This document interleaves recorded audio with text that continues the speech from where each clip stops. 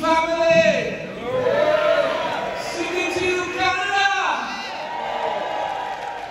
What do we want? What do we want? When do we want it? I want you to turn and tell the person next to you, together we can. Together we can. Together we can dismantle the systemic barriers that were put up to oppress us. And together we can build new systems with us in mind, because there can be nothing without us, nothing about us without us. Almost 4 years ago, we mounted the most significant challenge. And I have to say, this challenge has been inspired by the murder of George Floyd right here in the United States. It was a time when there were global protests. It was a time when Canadians and those around the world were standing up and saying no to the oppression of black people. It was a time when everyone was behind us. And as I led protests in Toronto and other parts of Canada, and I looked around and I saw all these white faces and people from every creed and race standing up with us. And then it hit me that the protest is going to end. That we would be going back to the status quo very soon unless we did something.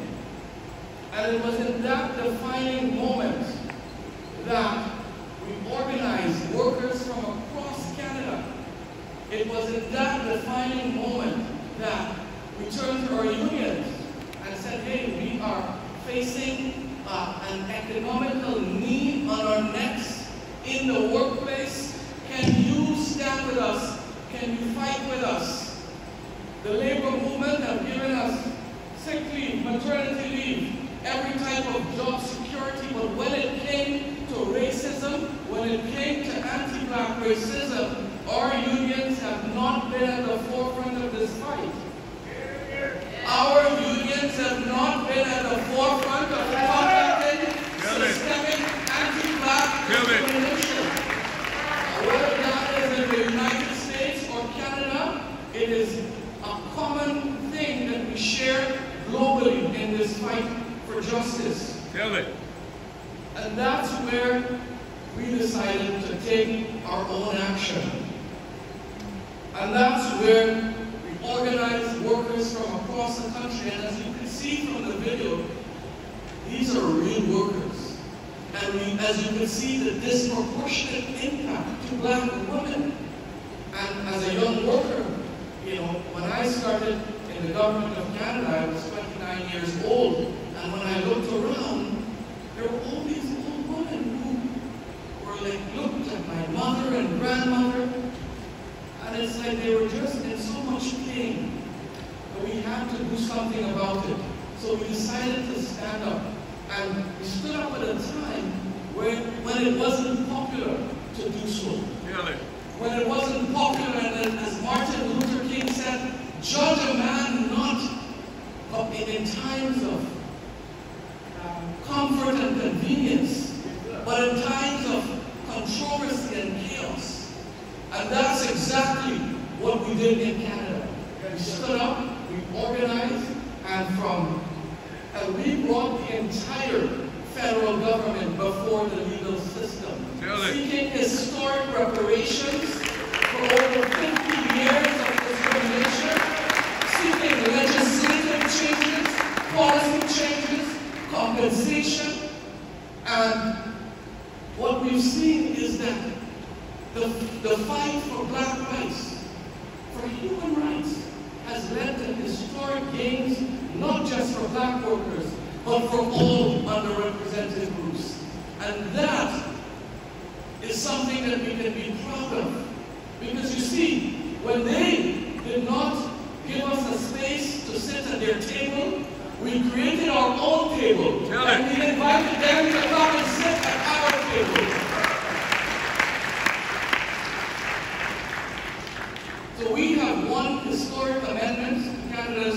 Public Service Employment Act, to the creation of a $50 million mental health and career development program, to something that is so historic.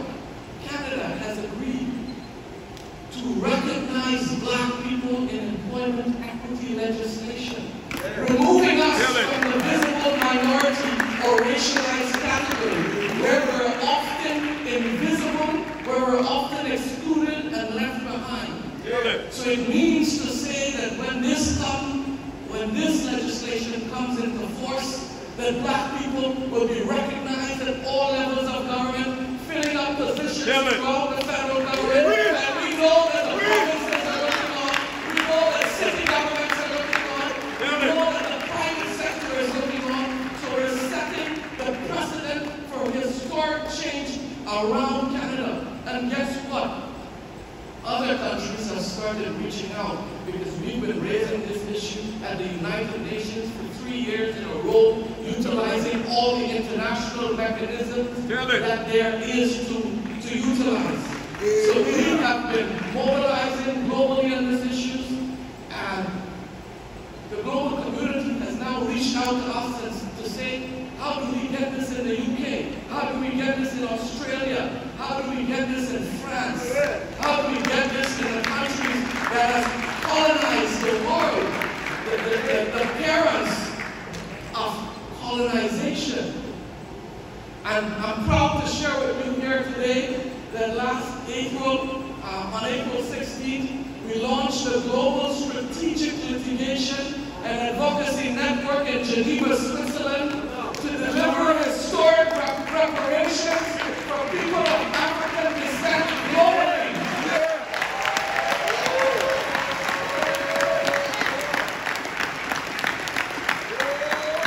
Because the time for justice is today. The time for justice is now.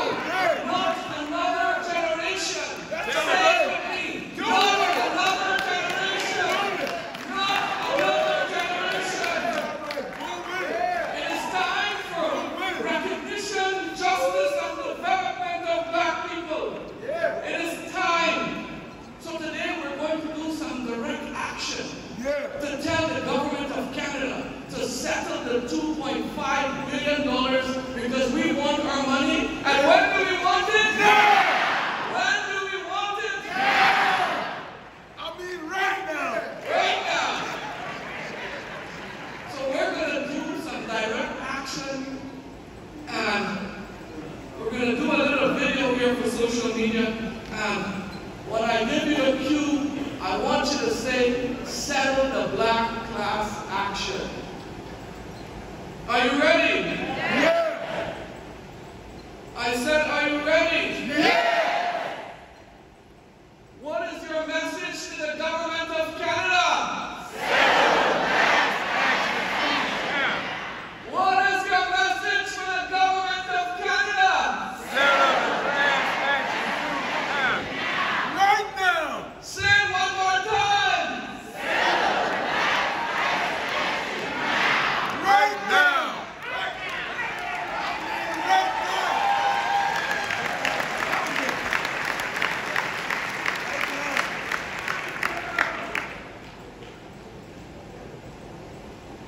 CBTU family, it is time that we implement Resolution 3 from the 2023 CBTU Convention to support this effort to extend solidarity to this movement that is going globally.